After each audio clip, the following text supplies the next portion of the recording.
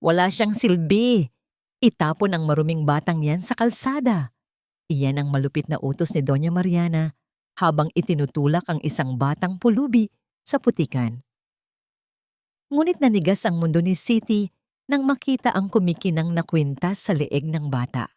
Ang tanging alaalang iniwan niya sa kanyang anak, 13 taon na ang nakalilipas. Tatalikuran ni Siti ang kanyang korona para sa isang lihim na misyon sa Tondo. Kaya ba niyang bawiin ang anak mula sa kuko ng mapagpanggap na kaibigan? Wala kang silbi. Isa kang basurang nababagay lamang sa putikan.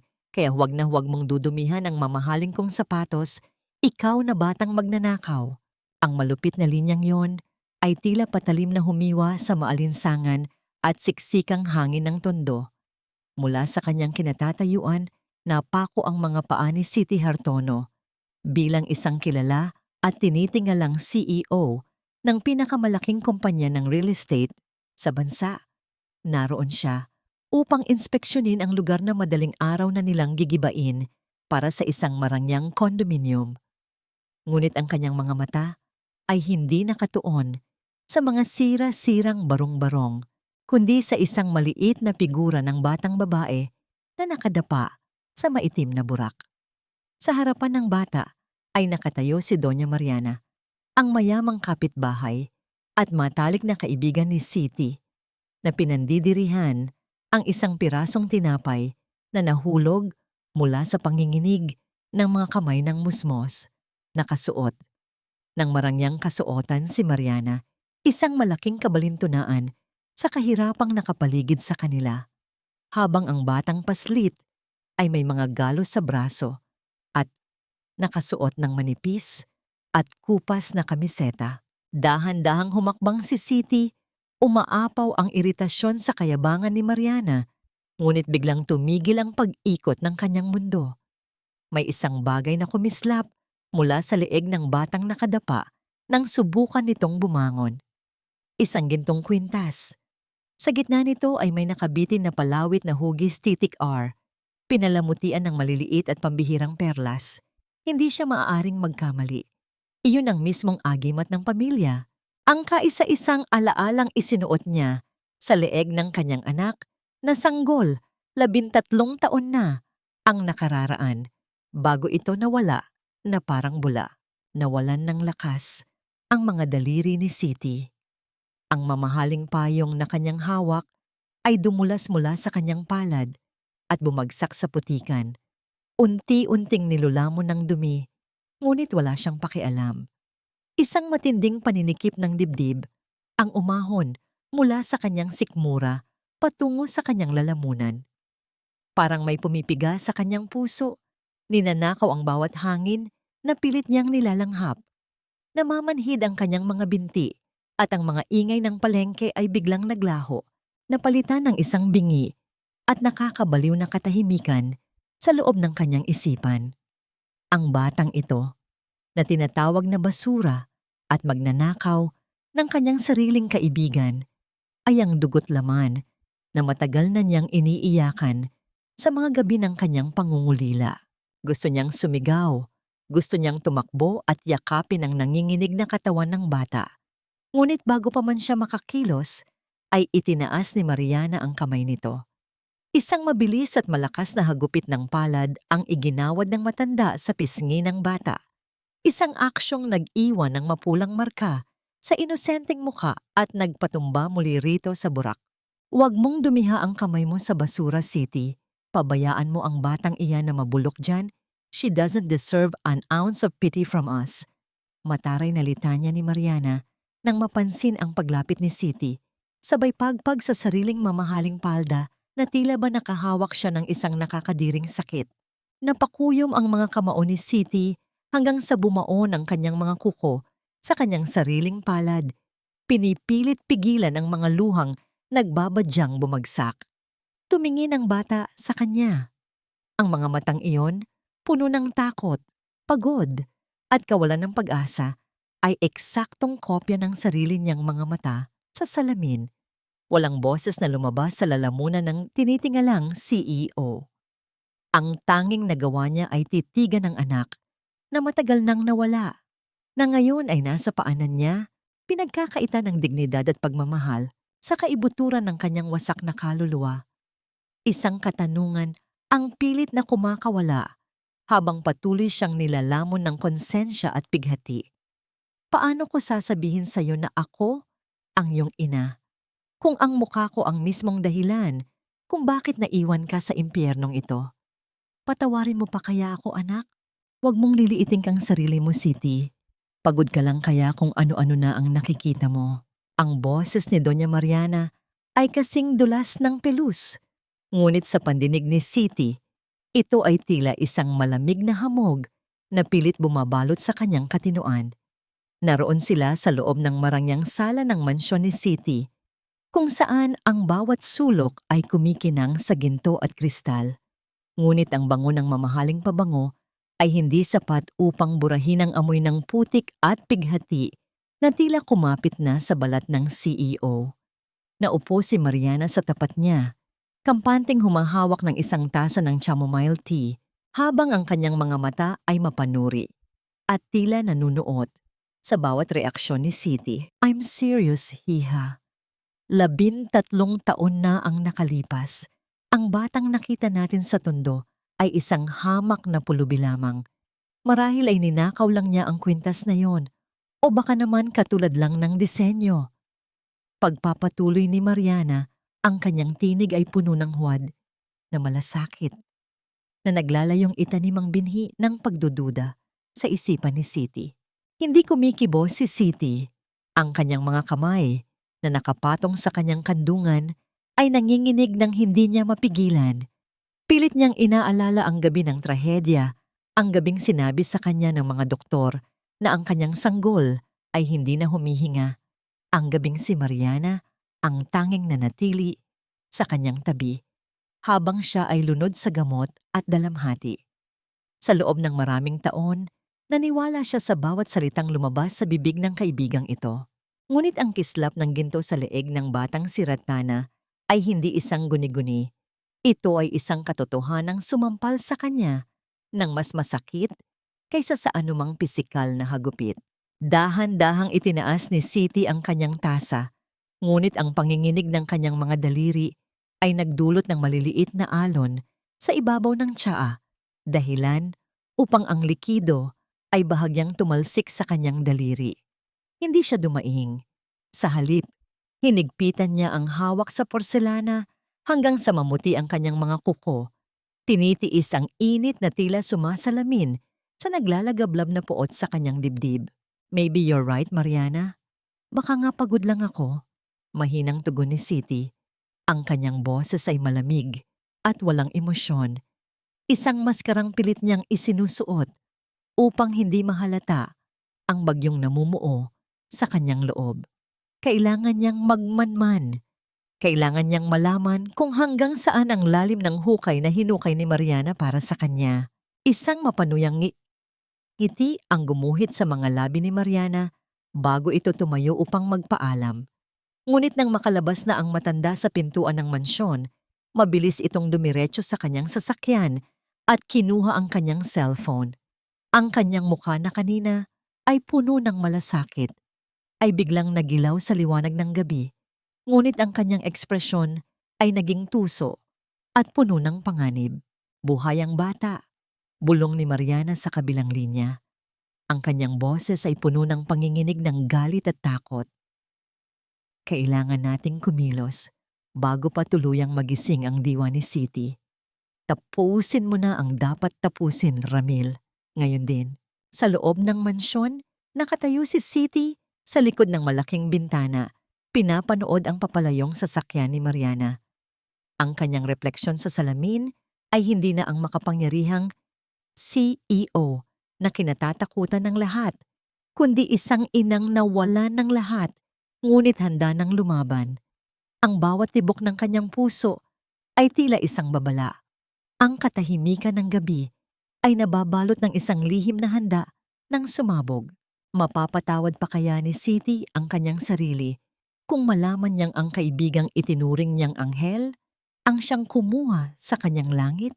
Hinubad ni Siti Hartono ang kanyang mga brilyanteng hikaw, ang tunog ng mamahaling alahas na naglapat sa ibabaw ng marmol na lamesa ay tila isang formal na pagtatapos ng kanyang buhay bilang reyna ng industriya. Sa harap ng malaking salamin, tinitigan niya ang sariling refleksyon. Ang mukhang laging maayos, ang buhok na walang katiting na gulo, at ang mga matang laging nagdidikta ng kapangyarihan. Lahat ng ito ay kailangang mamatay pansamantala. Liza, ikaw na ang bahala sa lahat ng operasyon sa opisina. Sabihin mo sa kanila na kailangan ko ng bakasyon para sa aking kalusugan. Utos niya sa kanyang matapat na sekretarya na nakatayo sa likuran niya. Bakas ang labis na pagtataka sa mukha. Hindi na naghintay ng sagot si Siti.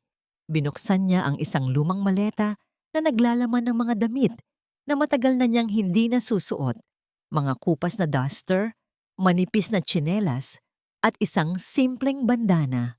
Ang paghaplos ng magaspang na tela ng duster sa kanyang balat ay tila isang malupit na paalala ng kanyang pinagmulan bago siya naging mayaman. Isang buntong hininga ang kumawala sa kanyang dibdib, puno ng determinasyon at takot. Upang mailigtas ang kanyang anak mula sa mga mata ni Mariana, kailangan niyang bumaba mula sa kanyang trono at maging isang anino sa gitna ng karamihan. Kailangan niyang maging isang taong hindi kailanman papansinin ng mundo. Pagdating sa bukana ng tondo, ang amoy ng tuyong isda, usok ng sasakyan, at ang singaw ng kanal ay sumalubong sa kanya. Hindi ito ang tondo na nakikita niya mula sa bintana ng kanyang air-conditioned na kotse. Ito ang tondo na humihinga, nagdurusa, at lumalaban. Sa bawat hakbang ng kanyang mga tsinelas sa bakubakong kalsada, nararamdaman ni Siti ang init ng semento na tila nanunuot sa kanyang mga talampakan. Ang bawat sulyap ng mga tambay at ang tawanan ng mga batang naglalaro sa kalye ay nagbibigay sa kanya ng kakaibang kaba, ngunit hindi siya tumigil. Huminto siya sa harap ng isang maliit na karinderya na malapit sa lugar kung saan niya nakita si Ratna. Doon niya nakilala ang isang lalaking may edad na. May mga matang tila nakasaksi na ng lahat ng uri ng kasamaan at kabutihan sa mundo. Si Nanang Budi, isang retiradong pulis na ngayon ay kilala bilang tagapagtanggol ng mga batang lansangan sa lugar. Ang kanyang presensya ay tila isang matibay na haligi sa gitna ng magulong komunidad. Bago ka rito, Aling? Tanong ni Nanang Budi habang nagpupunas ng isang lumang lamesa. Ang kanyang boses ay malalim at puno ng awtoridad na may halong malasakit. Sa Sita! Sita ang pangalan ko. Pagsisinungaling ni Siti. Ang kanyang tinig ay bahagyang nanginig. Naghahanap sana ako ng trabaho. Kahit ano, tagahugas ng pinggan o tagalinis, basta may matititirhan lang. Tinitigan siya ng matagal ni Nanang Budi. May kung anong talim sa mga mata ng matanda na tila gustong hubaran ng kanyang balatkayo. Ngunit sa huli ay tumango ito. Kailangan ni Aling Mirna ng makakatulong sa kusina. Pero babala ko sa iyo, Sita, hindi madali ang buhay dito. Dito, ang bawat subo ng kanin ay pinaghihirapan. Tumango si Siti. Ang kanyang puso ay pumipintig sa bilis na hindi niya naranasan sa loob ng maraming taon. Sa likod ng kanyang isipan, ang mukha ni Ratna na puno ng pasa ay tila isang sulo na nagbibigay sa kanya ng liwanag. Handa siyang lumuhod, handa siyang madumihan, at handa siyang mawala sa paningin ng mundo, mahanap at mayakap lang muli ang anak na 13 taon niyang hinanap sa kanyang mga panaginip. Ngunit habang nagsisimulang maglinis si Siti sa palengke, hindi niya napansin ang isang pamilyar na bulto ng tao sa malayo. Isang dating empleyado ng kanyang kumpanya na matagal na niyang tinanggal dahil sa korupsyon ay aksidenteng napadaan at nanliit ang mga mata habang nakatitig sa babaeng nagwawalis ng kalsada. Magagawa kaya ni Siti na mapanatili ang kanyang lihim o ang kanyang pagbaba mula sa trono ang mismong magiging mitya ng kanyang tuluyang pagbagsak. Ang bawat paglubog ng mga kamay ni Siti sa malabong tubig na punong-puno ng sebo at tira-tirang pagkain ay tila isang malupit na pagsubok sa kanyang pagkatao. Bilang si Sita, ang bagong tagahugas ng pinggan sa karinderya ni Aling Mirna, kailangan niyang tiisin ang hapdi ng sabon sa kanyang mga daliring dati ay tanging mamahaling alahas lamang ang hinahawakan. Ang init na nagmumula sa nagbabagang uling at ang halimuyak ng kumukulong patis at bawang ay tila sumasakal sa kanyang hininga, ngunit bawat butil ng pawis na pumapatak mula sa kanyang noo ay itinuturing niyang alay para sa layuning mas mahalaga pa sa kanyang yaman. Sa gitna ng ingay ng mga nagkakagulong mamimili at ang kalansing ng mga kutsara sa plastik na plato, biglang tumigil ang mundo ni Siti. Isang maliit at payat na figura ang pumasok sa bukana ng karinderya. Si Ratna. Ang bata ay may dalang isang maliit na plastik na lalagyan. Ang kanyang mukha ay madungis, ngunit ang kanyang mga mata ay nananatiling matapang sa kabila ng pagod. Nakita ni Siti ang paglunok ng bata habang nakatitig sa mga nakahilang ulam, isang senyales ng gutom na pilit itinatago ng munting paslit. Ate, pabili po ng 5 pisong sabaw. Yung mainit po at maraming kalsis. Mahiyain ngunit malinaw na sabi ni Ratna kay Aling Mirna. Inabot ng bata ang barya na tila ba iyon na ang huling yaman na mayroon siya. Hindi nakapagsalita si Siti. Ang kanyang lalamunan ay tila tiniklop ng isang matinding bara. Habang sandaling tumalikod si Aling Mirna, mabilis na kinuha ni Siti ang lalagyan mula sa kamay ng bata. Sa ilalim ng malabong sabaw, palihim siyang naglagay ng isang malaking hiwa ng karneng baka at isang buong itlog na nilaga, na tila ba ang mga ito ay mga hiyas na nanais niyang iregalo sa kanyang anak. Puno ng pagmamahal niyang iniabot ang lalagyan kay Ratna. Ang kanyang mga mata ay nagniningning sa mga luhang pilit niyang pinipigilan. Ngunit sa halip na pasasalamat, isang matalim na tingin ang ibinalik sa kanya ng bata. Binuksan ni Ratna ang lalagyan at nakita ang regalo ni Siti. Sa isang iglap, ang mukha ng bata ay napuno ng isang uri ng dignidad na hindi kayang bilhin ng salapi. Dahan-dahan niyang ibinalik ang karne at itlog sa malaking palayok sa harap ng nagtatakang si Aling Mirna. Salamat na lang po, pero hindi ko po kailangan ng limos, Nanay Sita. Ang binabayaran ko lang ay ang sabaw. Ang matigas na pahayag ni Ratna. Ang kanyang boses ay nanginginig sa halhal ng pride. Kaya ko pong magtrabaho para sa pagkain ko. Hindi po ako pulubi na nanghihingi ng awa. Tinalikuran siya ni Ratna. Bit-bit ang plastik ng sabaw na halos wala ng laman kundi tubig at kaunting taba. Naiwang nakatayo si Siti sa gilid ng hugasan, ang kanyang mga kamay ay nananatiling nakalahad sa hangin. Tila ba nais nitong abutin ng isang pangarap na biglang naglaho. Ang bawat salita ng bata ay tila mga karayom na tumutusok sa kanyang puso. Isang malupit na paalala na ang distansya sa pagitan nilang mag-ina ay hindi lamang nasusukat sa milya o yaman, kundi sa lalim ng sugat na iniwan ng 13 taon ng pangungulila. Habang pinapanood ni Siti ang papalayong bulto ng kanyang anak, napilit na itinataguyod ang sarili. Sa gitna ng kahirapan, isang tanong ang patuloy na umuukit sa kanyang isipan. Paano ko muling ituturo sa iyo ang magmahal at magtiwala? Kung ang mundong kinalakihan mo ay itinuro sa iyo na ang bawat kamay na tumutulong ay may kapalit na pananakit? Ilang barya lang ito? Akala mo ba ay mabubusog kami sa barya mong ito, ha? Ang boses ni Ramil ay tila isang malupit na hagupit ng latigo na bumasag sa katahimikan ng madilim na eskinita. Nakatago si Siti sa likod ng isang tumpok ng mga basyong karton. Ang kanyang hininga ay pigil at ang kanyang mga mata ay naniningkit sa pagngangalit habang pinapanood ang nagaganap sa harap niya. Sa ilalim ng isang pundidong ilaw na kumukurap-kurap, nakatayo si Ratna, nakayuko at nanginginig, habang hawak ang ilang gusot na papel na pera at mga baryang pinaghirapan niya sa buong araw na pagtitinda ng sampagita sa ilalim ng nakatirik na araw.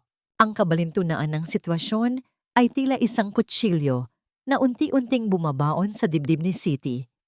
Kanina lamang sa karinderya, tumanggi ang bata sa kanyang tulong dahil sa labis na dangal. Ngunit ngayon, ang dangal na yon ay tila niyuyurakan ng isang lalaking walang kaluluwa na nagsisilbing galamay ng mga taong nagtatago sa malalaking mansyon. Bawat butil ng pawis ni Ratna, bawat pagod ng kanyang maliliit na paa na naglakad sa mainit na aspalto ay tila tinitipon lamang para sa kasakiman ng iba. Nararamdaman ni Siti ang panunuyo ng kanyang lalamunan at ang mabilis na pagpintig ng kanyang puso na tila gustong kumawala sa kanyang dibdib. Ang kanyang mga kamao ay nakakuyom ng mahigpit na, ang kanyang mga kuko ay nagsisimula ng sugatan ang kanyang sariling palad. Isang pisikal na sakit na hindi mapantayan ng hapdi ng kanyang nasasaksihan. Nais niyang sumigaw, nais niyang sugurin ang lalaki at bawiin ang kanyang anak mula sa kuko ng kalupitan, ngunit bago pa siya makakilos, naramdaman niya ang isang matigas at mabigat na kamay na pumatong sa kanyang balat. Sinanang Budi. "Huwag, Sita. Masisira ang lahat ng ating pinaplano." Bulong ng matanda sa kanyang tabi. Ang boses nito ay puno ng babala at malalim na lungkot. Isang marahas na pag-angat ng kamay ni Ramil ang nagresulta sa pagtilapon ng maliliit na barya sa semento na lumikha ng mga paikot-ikot na paggulong sa madilim na sahig. Kasunod nito ay ang malakas na pagtulak sa balikat ni Ratna, dahilan upang ang bata ay mawalan ng balanse at sumubsob sa magaspang at maruming lupa. Hindi umiyak si Ratna, walang tinig na lumabas sa kanyang mga labi. Sa halip, dahan-dahan siyang bumangon. Habang pinapagpag ang kanyang dumi sa tuhod, ang kanyang mga mata ay puno ng isang uri ng pagtitiis na tila labis na para sa kanyang murang edad. Sa gitna ng kanyang sakit at panghihina, may isang maliit na detalye na nagpatigil sa paghinga ni Siti. Pinulot ni Ratna ang isang nag-iisang bulaklak ng sampagita na hindi pa gaanong lanta na nalaglag mula sa kanyang bulsa. Sa kabila ng dumi sa kanyang muka at hapdi ng kanyang mga galos, dahan-dahang inilapit ng bata ang bulaklak sa kanyang ilong at huminga ng malalim. Sa isang saglit, ang kanyang muka ay nagpakita ng isang payapang ngiti. Tila ba ang bango ng bulaklak ang tanging bagay na nagpapaalala sa kanya na siya ay buhay pa. Isang napakaliit na sandali ng kagandahan sa gitna ng masukal na karahasan. Ngunit ang sandaling iyon ay mabilis na winakasan ng malupit na boses ni Ramil. "Susunod na kulang pa ito, huwag ka nang umasang makakatulog ka pa sa barong-barong na to. Ibebenta na kita sa malayo, doon sa lugar na kahit anong sigaw mo ay walang makakarinig sa'yo." Naiwang nakatayo si Siti sa dilim. Ang kanyang buong pagkatao ay nanginginig sa takot at nagngangalit na puot. Sino si Ramil sa buhay ni Mariana? Gaano kalalim ang pakikipagsabwatan ng kanyang kaibigan upang tuluyang itago ang katotohanan? Ang banta ni Ramil ay tila isang orasan na nagsisimula nang tumakbo ng mabilis at bawat segundo ay tila isang hakbang palayo sa pagkakataong mayakap at mailigtas muli ang kanyang anak. Ang gabi sa tondo ay hindi kailanman nagiging tahimik, ngunit sa loob ng maliit at barong-barong na tinutuluyan ni Siti, ang bawat ingay mula sa labas ay tila naglalaho tuwing kaharap niya ang kanyang anak. Sa ilalim ng aandap-andap na liwanag ng isang pirasong kandila, ang anino ng dalawang mag-ina ay nagsasama sa dingding na gawa sa pinagtagpi-tagping kahoy at yero. Hawak ni Siti ang isang maliit na notebook at lapis. Ang kanyang mga daliri ay dahan-dahang gumagabay sa nanginginig na kamay ni Ratna habang sinusubukan nitong isulat ang sariling pangalan. "Dito, anak. Dahan-dahan lang ang pagguhit ng titik R," bulong ni Siti. Ang kanyang boses ay puno ng panginginig na pilit niyang itinatago. Ang init ng balat ni Ratna na dumidikit sa kanyang palad ay tila isang kuryenteng nagpapagising sa bawat himaymay ng kanyang pusong matagal nang namanhid. Ang bawat galos at magaspang na bahagi ng kamay ng bata ay tila isang mapa ng paghihirap na hindi niya mapatawad ang sarili. Huminto si Ratna at tumingin kay Siti. Ang kanyang mga mata ay nagniningning sa ilalim ng dilaw na liwanag. Nanay Sita, bakit po ba kayo ganito kabait sa akin? Sabi po kasi ng mga kasama ko rito, walang taong tumutulong ng libre. Lahat daw po may kapalit. Tanong ng bata sa wikang Taglish, isang halo ng kawalang malay at maagang pagkakaunawa sa lupit ng mundo. Isang mapait na ngiti ang gumuhit. Sa mga labi ni Siti, inayos niya ang ilang hibla ng buhok ni Ratna na humaharang sa mukha nito. Maniwala ka, Ratna. Hindi lahat ng tao ay masama. Minsan, may mga taong gusto lang bumawi sa mga pagkakamaling nagawa nila sa nakaraan. At ikaw, deserve mo ang lahat ng magandang bagay sa mundo. Yumuko ang bata at muling itinuloy ang pagsusulat, ngunit ang kanyang mga susunod na salita ay nagpatigil sa paghinga ni Siti. Alam niyo po, napanaginipan ko po minsan ang totoong nanay ko. Hindi ko po alam ang mukha niya, pero ang bango-bango niya.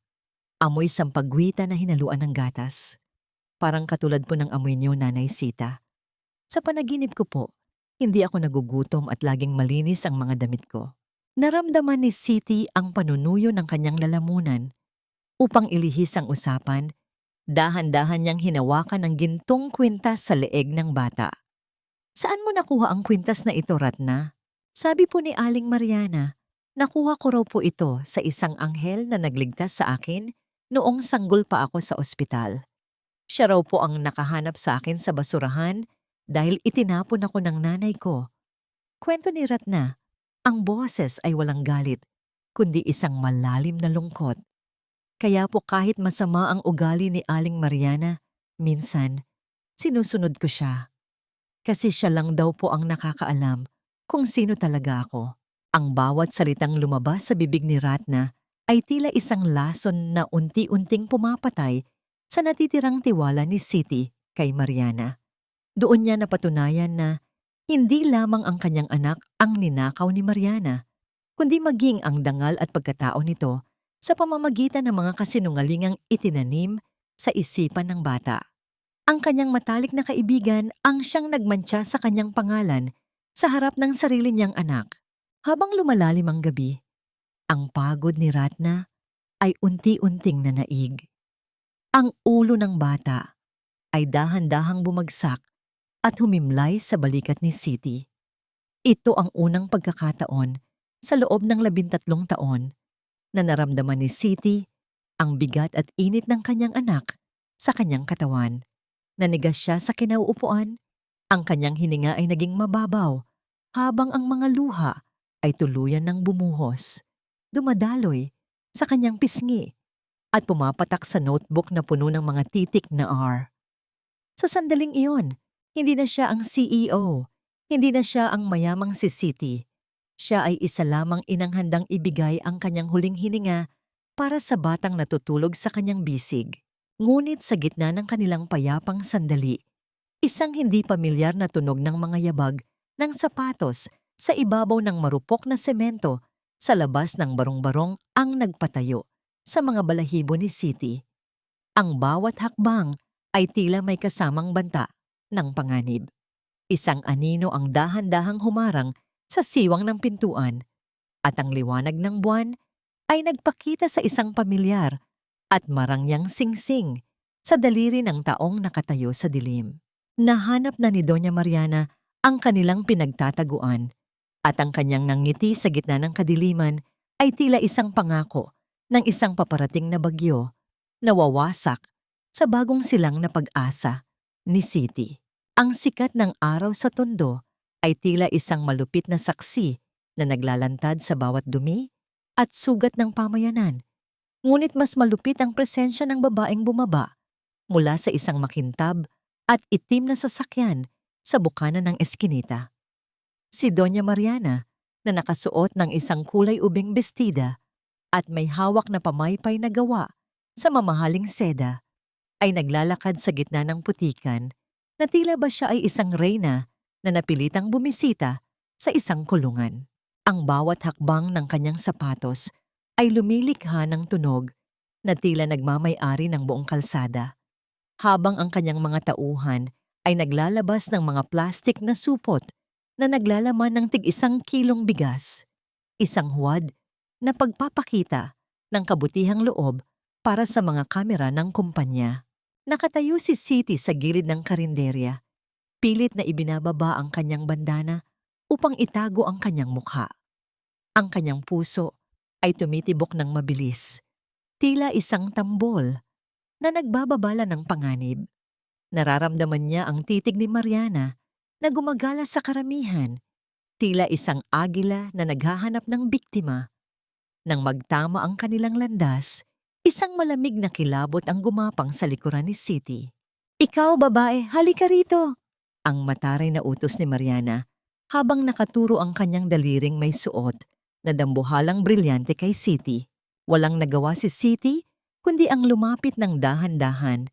Ang kanyang mga mata ay nakatitig lamang sa lupa upang maiwasan ang direktang pakikipag-ugnayan. Sa bawat hakbang, nararamdaman niya ang bigat ng kanyang amor propyo, ang kanyang dangal na 13 taon niyang inalagaan bilang isang makapangyarihang CEO na ngayon ay kailangang isakripisyo sa harap ng babaeng nagtaksil sa kanya. "Napakadumi ng sapatos ko dahil sa putik sa lugar na ito. Napaka-iresponsable ng mga tao rito, hindi man lang marunong maglinis ng sariling kalsada." Reklamo ni Mariana, ang kanyang boses ay puno ng pagkamuhi. "Linisin mo ito." Ngayon din, isang sandali ang nakakangilong katahimikan ang namayani. Nakita ni Siti sa gilid ng kanyang mga mata si Ratna na nakatayo sa malayo, bakas ang takot at awa sa mukha para sa kanyang nanay Sita.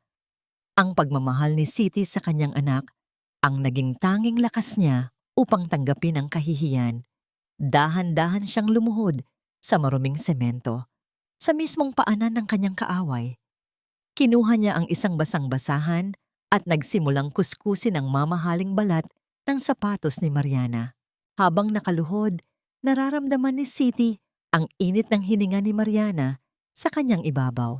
Ang bawat kuskos ng basahan ay tila isang sugat sa kanyang pagkatao, ngunit tiniis niya ang lahat. Ito ang rurok ng kanyang pagpapakumbaba, ang isang reyna na ngayon ay naglilinis ng dumi ng isang impostora. Ngunit sa gitna ng kanyang pagluhod, isang kakaibang pakiramdam ang nanaig kay Siti. Hindi ito kahihiyan, kundi isang naglalagablab na determinasyon. Ang bawat dumi na kanyang nililinis ay tila isang pangako na balang araw siya ang maglilinis sa lahat ng kasalanan ni Mariana.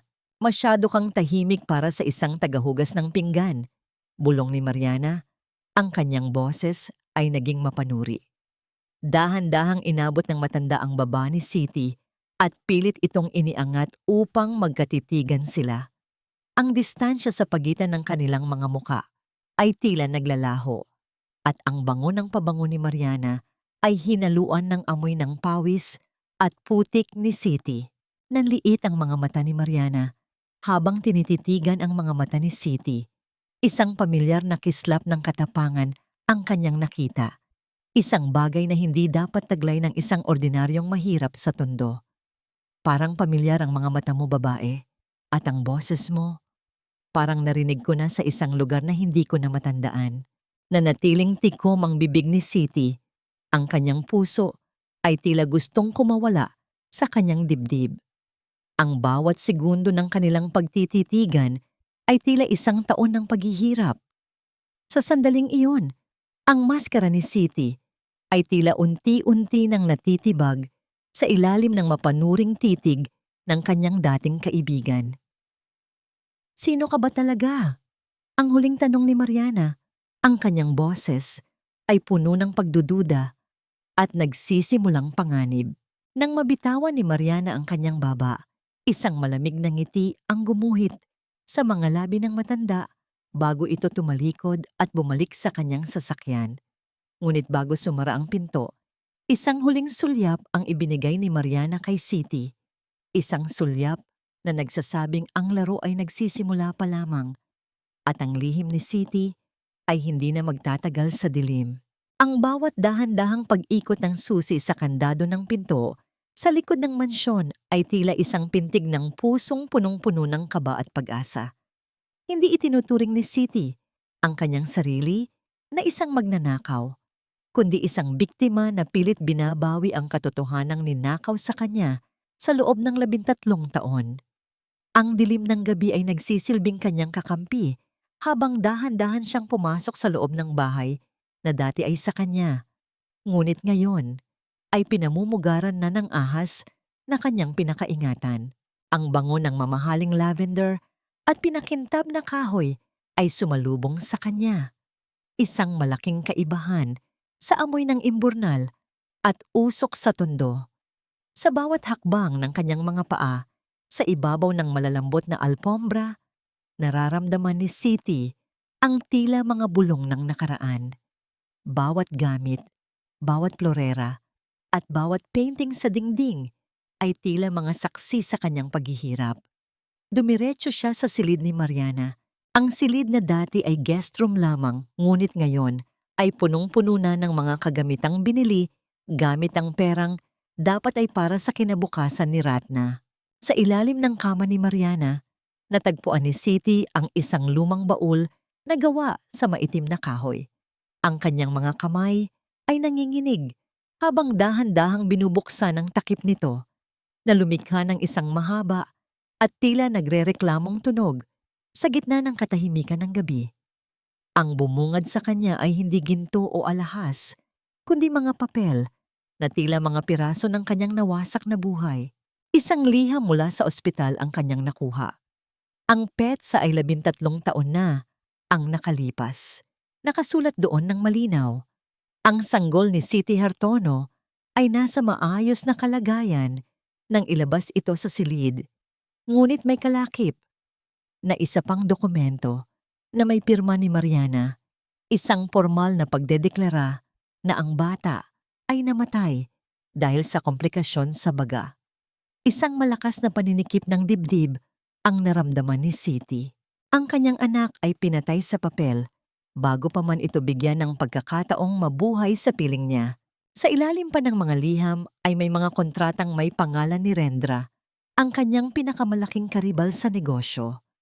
Ang mga dokumento ay nagpapatunay ng paglilipat ng mga share ng kumpanya at ang planong pagkontrol sa proyektong condominium sa Tondo. Ang lahat ng ito ay isang malaking laro para sa kapangyarihan at salapi at ang buhay ni Ratna ang naging taya. Ngunit ang pinakamasakit na natuklasan ni Siti ay isang maliit na frame ng larawan na nakatago sa pinakailalim ng baul. Ito ang kanyang sariling larawan noong siya ay buntis pa lamang. Suot ang isang puting bestida at may ngiting puno ng pag-asa. Ngunit ang larawan ay puno ng mga gasgas. Tila ba paulit-ulit na itinalop ng gunting ang kanyang mga mata at ang bahagi ng kanyang tiyan.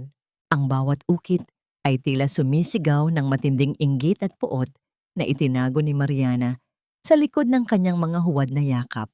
Ganito mo ba ako kagalit, Mariana? Ganoon ba kalalim ang inggit mo sa akin na pati ang anak ko ay kailangan mong idamay? Bulong ni Siti. Ang kanyang boses ay nanginginig sa pagitan ng hikbi at nagngangalit na galit. Isang butil ng luha ang pumatak sa larawang may ukit. Tila ba dinidilig ang tuyong lupa ng kanyang pighati. Sa gitna ng kanyang pagluha, ang katahimikan ng mansyon ay biglang nabasag ng tunog ng pagpihit ng trangka ng pinto.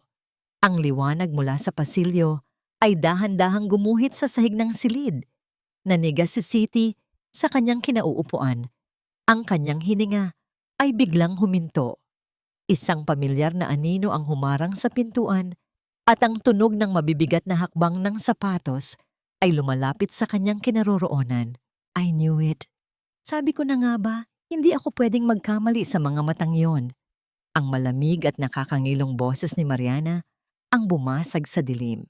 Dahan-dahang tumayo si Siti, yakap ang mga dokumentong hawak niya at hinarap ang babaeng itinuring niyang kapatid.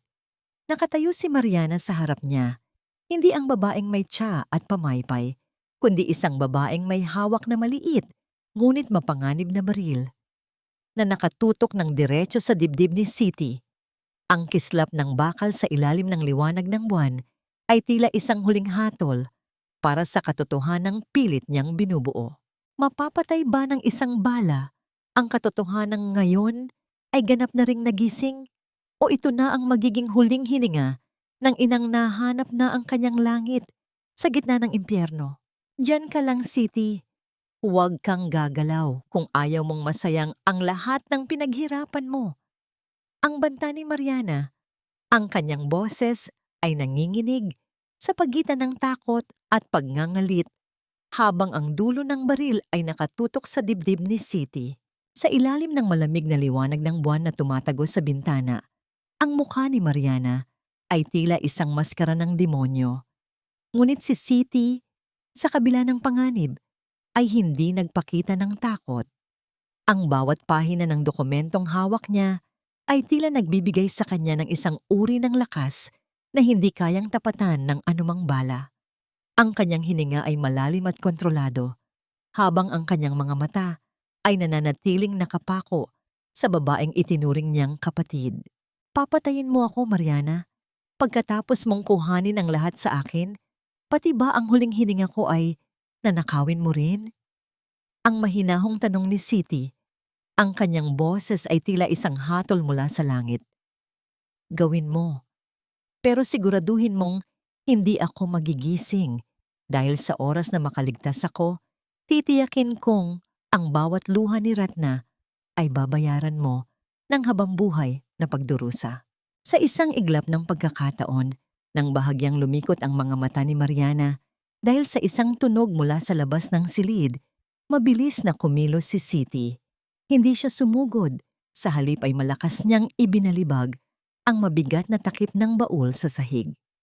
Ang tunog ng pagtama ng kahoy sa marmol ay tila isang pagsabog na bumasag sa konsentrasyon ni Mariana. Sinamantala ni Siti ang sandali upang mabilis na tumakbo patungo sa kabilang pinto ng silid, ang lihim na pintuan sa likod ng malaking cabinet na siya lamang ang nakakaalam. Mabilis ang bawat hakbang ni Siti pababa ng hagdan. Ang kanyang puso ay tila isang tambol na nagmamadali. Hindi siya tumigil hanggang sa marating niya ang bukana ng mansyon at mabilis na sumakay sa isang naghihintay na sasakyan. Ngunit ang kanyang isipan ay wala sa kanyang sariling kaligtasan. Ang tanging nasa diwa niya ay ang banta ni Mariana sa kabilang linya kanina. Ramil, tapusin mo na ang dapat tapusin. Pagdating sa tondo, ang amoy ng luma at basang semento ay sumalubong sa kanya. Ang dilim ng mga eskinita ay tila mas lalong naging mapanganib. Sa malayo, nakita niya ang bulto ni Ramil na may dalang mga tauhan. Mabilis na naglalakad patungo sa barong-barong kung saan natutulog si Ratna. Ang bawat segundo ay tila isang patak ng dugo mula sa kanyang puso. Ratna! Ratna, anak! Ang pabulong ngunit punong-puno ng desperasyong tawag ni Siti nang marating niya ang likuran ng kanilang tinutuluyan. Nagising ang bata. Gulat at puno ng takot. Hindi na nagpaliwanag si Siti. Mabilis niyang hinila ang kamay ni Ratna at tumakbo sila patungo sa pinakamadidilim na bahagi ng komunidad. Ang tunog ng mabibilis na yabag ng mga sapatos ni Ramil sa semento ay tila mga aninong humahabol sa kanila. Bawat kanto, bawat pasikot-sikot ay tila naging isang labirinto ng kamatayan. Sa dulo ng isang masikip na eskinita, nakakita si Siti ng isang malaki at lumang drum ng tubig na gawa sa bakal. Walang pag-aalinlangan niyang itinulak si Ratna sa loob at mabilis din siyang sumunod. Sa loob ng drum, ang amoy ng kinalawang na bakal at ang lamig ng natitirang tubig sa ilalim ay bumalot sa kanila. Niyakap ng mahigpit ni Siti si Ratna. Ang kanyang palad ay nakatakip sa bibig ng bata upang pigilan ang anumang tunog ng paghinga. Ang bawat tibok ng kanilang mga puso ay tila nagsasama sa gitna ng nakakangilong katahimikan.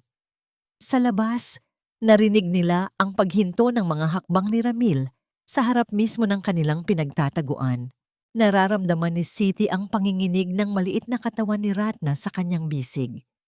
Isang butil ng luha ang pumatak mula sa mga mata ni Siti at humalo sa tubig sa loob ng drum. Ang pakiramdam na muling mawawalan ng anak ay mas masakit pa sa anumang bala na maaaring tumama sa kanya. Nasaan na ang batang iyon? Ang nagngangalit na boses ni Ramil sa labas na sinundan ng tunog ng paghampas ng isang bakal sa dingding ng drum. Ang bawat yanig ay tila isang dagok sa kaluluwa ni Siti. Ngunit bago pa man maisipan ni Ramil na silipin ang loob ng drum, isang pamilyar at matatag na boses ang narinig mula sa dulo ng eskinita. Si Nanang Budi. Ang matanda ay nakatayo doon. May hawak na isang lumang flashlight na itinaas niya upang silawin ang mga masasamang loob. Anong ginagawa niyo rito sa oras na ito? Umalis kayo bago ko tawagin ang lahat ng tao sa barangay na ito. Ang matapang na sigaw ni Nanang Budi. Ngunit sa halip na matakot, isang malupit na tawa ang lumabas sa mga labi ni Ramil. Nakita ni Siti sa siwang ng drum ang mabilis na pag-atake ng mga tauhan ni Ramil kay Nanang Budi. Ang matanda, sa kabila ng kanyang edad, ay pilit na lumaban upang bigyan sila ng oras na makatakas, ngunit ang dami ng kalaban ay hindi niya kinaya. Ang tunog ng maras na paghila at ang pagkaladkad kay Nanang Budi patungo sa kadiliman ay tila isang huling sakripisyo na nagdurog sa puso ni Siti. Naiwang nakayakap si Siti kay Ratna sa loob ng drum. Ang kanyang mga mata ay nakapikit ng mahigpit, habang ang bawat hibla ng kanyang pagkatao ay sumisigaw sa pighati. Nakatakas nga sila, ngunit sa anong halaga? Sa loob ng isang abandonadong bodega, kung saan ang tanging liwanag ay ang malamlam na sinag ng buwan na tumatagos sa butas-butas na bubong. Binitawan na ni Siti ang lahat ng kanyang pagpapanggap.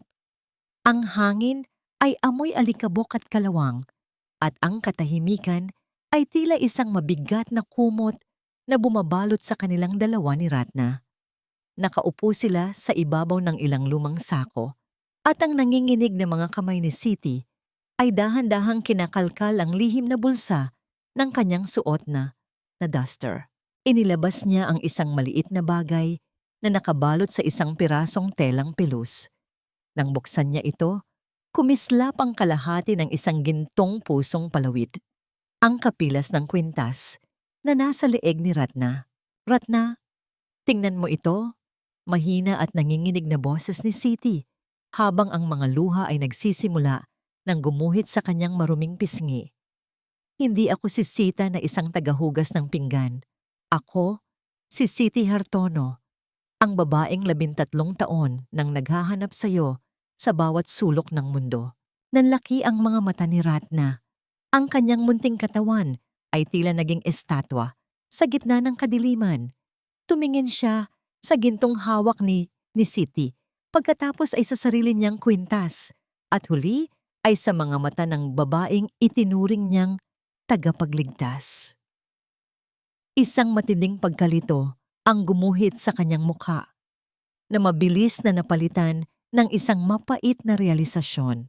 Kung ikaw ang nanay ko, kung ikaw ang mayaman na si Siti Hartono, bakit mo ako hinayaang mabulok sa putikan? Ang tanong ni Ratna. Ang kanyang boses ay tila isang matalim na bubog na humiwa sa puso ni Siti. Bakit ngayon ka lang? Bakit kailangan kong maranasan ang gutom, ang sipa ni Ramil at ang panglalait ni Aling Mariana kung meron ka palang kakayahang iligtas ako noon pa? Ang bawat salita ni Ratna ay tila isang malakas na sampal sa budhi ni Siti. Dahan-dahang lumuhod ang makapangyarihang CEO sa harap ng batang lansangan. Ang kanyang mga tuhod ay bumagsak sa magaspang na semento nang walang pag-aalinlangan. Hinawakan niya ang mga kamay ni Ratna, ang mga kamay na puno ng kalyo at galos, at idiniin ito sa kanyang mga basang pisngi.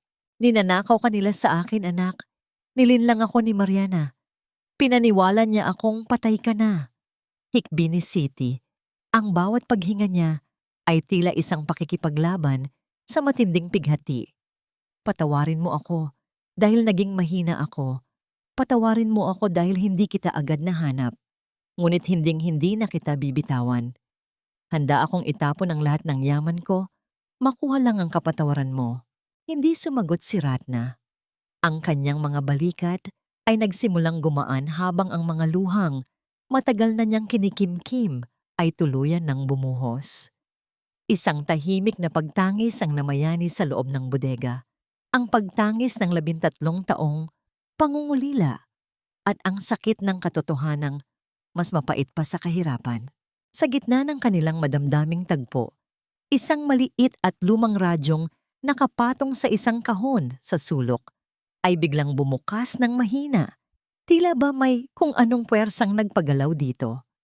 Ang boses ng isang news anchor ay umalingaw-ngaw sa paligid, naghahatid ng balitang tila isang huling hatol mula sa mundo ng mga mayayaman. Sa gitna ng misteryosong pagkawala ng tanyag na businesswoman na si Siti Hartono, opisyal na siyang idineklara ng mga awtoridad bilang presumed dead matapos matagpuan ang kanyang sasakyan na nahulog sa isang bangin sa labas ng lungsod. Sa kabilang dako, ang kanyang malapit na kaibigang si Doña Mariana, ang pansamantalang mamumuno sa Hartono Group of Companies. Nanigas ang buong pagkatao ni Siti. Ang kanyang mga mata ay nanlaki sa sindak habang tinititigan ng radyo. Sa isang iglap, tila binura ni Mariana ang kanyang buong pagkakakilanlan sa mundo. Wala na siyang kumpanya, wala na siyang pangalan, at wala na siyang kapangyarihan.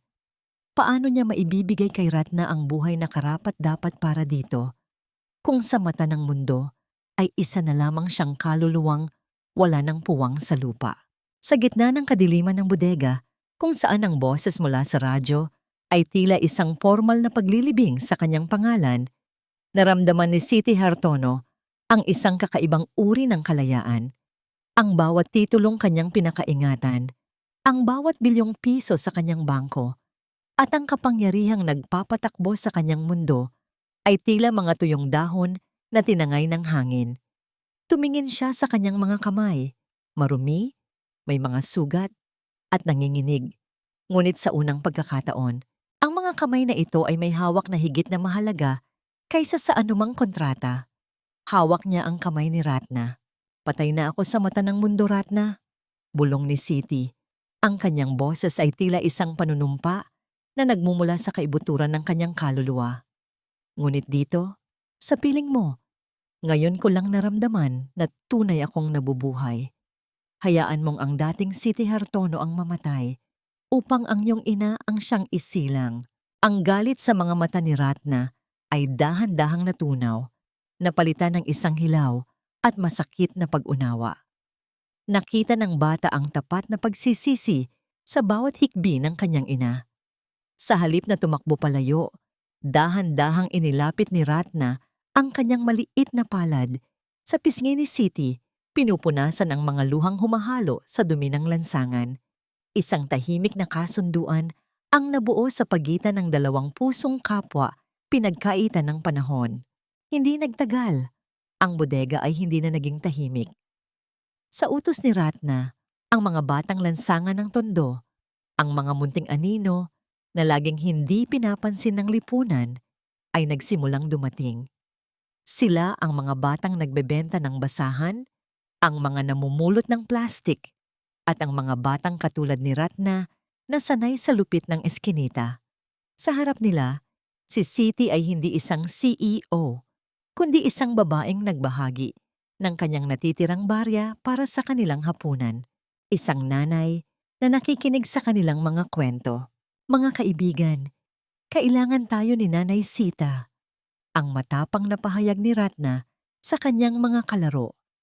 Ang mga taong kumuha sa kumpanya niya, ang siya ring gustong sumira sa mga barong-barong natin. Tayo ang magiging mata at tainga niya. Isang gabi, sa gitna ng kanilang pagtitipon, isang pamilyar at hirap na paghinga ang narinig mula sa pintuan. Ang lahat ay naging alerto, ngunit ang kaba ay napalitan ng matinding kagalakan nang pumasok si Nanang Budi. Ang matanda ay tila dumaan sa isang malupit na bagyo. Ang kanyang isang mata ay nakapikit dahil sa pamamaga at ang kanyang paglalakad ay hindi na matatag. Ngunit ang kanyang napanangiti ay nananatiling puno ng pag-asa. Nakatakas ako, Sita. O dapat ko na bang sabihing Madam City? Ang biro ng matanda habang inaalalayan siya ng mga bata. Hindi nila kayang itago ang katotohanan sa isang dating pulis na lumaki sa putikan. Doon, sa loob ng bodegang amoy kinalawang, naganap ang isang eksenang kailanman ay hindi naisip ni City na mararanasan niya. Naglatag ang mga bata ng mga lumang dyaryo sa sahig at inihain ang isang simpleng salo-salo, ilang piraso ng tinapay, pritong isda, at mainit na kanin na pinagsaluhan ng lahat. Nakaupo si City sa sahig, katabi ni Ratna at Nanang Budi, habang ang mga bata ay nagtatawanan at nagbabahagi ng bawat subo. Ang tunog ng kanilang mga tawa at ang init ng kanilang pagsasama ay tila isang lunas na humihilom sa bawat sugat sa puso ni City. Napagtanto niya na ang tunay na pamilya ay hindi nabubuo sa dugo o yaman, kundi sa pagmamahal na handang magsakripisyo sa gitna ng kawalan. Ngunit ang kapayapaang iyon ay mabilis na naglaho nang pumasok ang isa sa mga batang nagmamanman sa labas. Ang kanyang mukha ay maputla at ang kanyang boses ay nanginginig sa takot. Nanay Sita, Ratna, ang mga tauhan ni Rendra, naroon sila sa dulo ng kalsada. Ang babala ng bata, ang kanyang mga kamay ay itinuturo ang direksyon ng kanilang mga tahanan. May dala silang mga malalaking galon, amoy gasul at gaas ang buong paligid. Sinasaboy nila ito sa mga dingding ni na Aling Myrna. Isang matinding lamig ang gumapang sa buong katawan ni City. Ang amoy ng panganib ay tila nanunuot na sa kanyang ilong bago pa man magsimula ang apoy. Alam niyang hindi lamang ang kanilang mga bahay ang gustong sunugin ni Narendra at Mariana, kundi ang bawat ebidensya ng kanyang pag-iral. Sa malayo, ang unang kislap ng isang posporo na itinapon sa basang pader ay lumikha ng isang maliit na liwanag na unti-unting lumalaki. Ang bawat segundo ay tila isang huling hininga bago ang tuluyang paglamon ng impyerno sa tanging mundong natitira para sa kanila. Ang langit sa ibabaw ng tondo, na dati ay nababalot lamang ng dilim at iilang bituin, ay biglang nagbago ang kulay patungo sa isang nakakatakot na kahel at pula. Ang amoy ng gaas na kanina ay nanunuot sa bawat eskinita ay napalitan ng isang matapang at nakakasuffocate na amoy ng nasusunog na kahoy, plastik at mga pangarap. Sa bawat segundo, ang init ng hangin ay tumitindi. Tila ba ang buong pamayanan ay dahan-dahang inilalagay sa loob ng isang dambuhalang pugon. Ang mga hiyawan ng mga taong nagising sa gitna ng panganib ay nagsasama-sama sa isang nakakangilong awit ng desperasyon habang ang mga dila ng apoy ay mabilis na gumagapang paitaas. Nilalamon ang bawat barong-barong na gawa sa tuyong yero at tabla. Ratna, Nanang Budi, huwag kayong lalayo sa akin. Ang sigaw ni City, ang kanyang boses ay paus na dahil sa makapal na usok na nagsisimulang bumalot sa kanyang lalamunan. Ang bawat hininga niya ay tila paglunok ng mga nagbabagang uling. Nakahawak siya ng mahigpit sa kamay ni Ratna habang ang bata ay nanginginig at pilit na tinatakpan ng kanyang ilong gamit ang laylayan ng kanyang damit. Sa paligid nila, ang kaguluhan ay walang kapantay. Mga taong nagtatakbuhan bitbit ang kanilang mga natitirang kagamitan. Mga balde ng tubig na tila walang silbi sa harap ng nagngangalit na sunog. At ang tunog ng mga bumabagsak na bubong na lumilikha ng mga kislap na tila mga bituin ng kamatayan.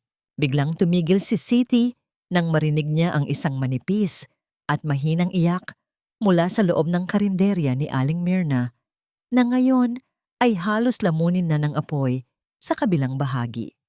Isang matinding takot ang gumuhit sa kanyang mukha nang maisip ang apo ni Aling Myrna na laging natutulog sa loob ng isang maliit na duyan sa kusina. Nanay Sita, wag! Mapanganib! Ang pagmamakaawa ni Ratna Ang kanyang mga kamay ay pilit na humihila sa duster ni Siti. Ngunit ang mga mata ni Siti ay puno ng isang determinasyong hindi kayang itago ng dumi at abo. Ang makapangyarihang CEO na dati ay nag-iisip lamang ng mga blueprint at profit margin ay wala na. Ang tanging naroon ay isang babaeng natutunan ang tunay na halaga ng bawat buhay sa gitna ng putikan. Walang pag-aalinlangang binitawan ni Siti ang kamay ni Ratna at mabilis na sumugod patungo sa nagbabagang istruktura. Ang init ay tila gustong tunawin ang kanyang balat at ang bawat hakbang niya sa loob ng nasusunog na karinderya ay pakikipagsapalaran sa kamatayan. Ang usok ay tila mga itim na kamay na sumasakal sa kanya, binubulag ang kanyang paningin. Sa gitna ng naglalagablab na dingding, nakita niya ang duyan. Mabilis niyang kinuha ang sanggol, binalot ito ng kanyang basang bandana at niyakap ng mahigpit sa kanyang dibdib. Pinoprotektahan ito mula sa bawat baga na nahuhulog mula sa kisame. Sa labas, nakatitig si Ratna sa makapal na usok. Ang kanyang mga luha ay mabilis na natutuyo dahil sa tindi ng init. Ang kanyang puso ay tila tumigil sa pagtibok hanggang sa isang bulto ng tao ang dahan-dahang lumitaw mula sa gitna ng naglalagablab na impyerno. Si Siti. Ang kanyang buhok ay bahagyang sunog, ang kanyang duster ay punong-puno ng butas mula sa mga baga, at ang kanyang mukha ay nababalutan ng uling, ngunit sa kanyang mga bisig ay mahigpit niyang karga ang sanggol na himalang hindi nasaktan. Ang sandaling iyon ay tila isang banal na imahe sa gitna ng pagkawasak. Nakita ni Ratna ang kanyang ina, hindi bilang isang mayamang babaeng nagmula sa mataas na lipunan, kundi bilang isang tunay na bayani na handang ibigay ang sariling buhay para sa isang batang wala namang kinalaman sa kanyang yaman. Isang matinding paghanga at pagmamahal ang dahan-dahang humilom sa huling sugat ng pagdududa sa puso ng bata. Gayunpaman, ang tagumpay ay panandalian lamang. Nang mailapag ni Siti ang sanggol sa ligtas na kamay ni Nanang Budi, ang kanyang mga binti ay nagsimulang manghina. Ang dami ng usok na kanyang nalanghap at ang matinding pagod ay tuluyan nang sumingil sa kanyang katawan. Ang kanyang paningin ay nagsimulang magdilim at ang huling bagay na kanyang narinig bago bumagsak ang kanyang katawan sa malamig at maruming semento ay ang desperadong tawag ni Ratna. "Nanay! Nanay Sita!" Naiwang nakahiga si Siti sa gitna ng kaguluhan. Habang ang apoy sa likuran ay patuloy na lumalaki, tila isang halimaw na hindi pa tapos sa kanyang paninira.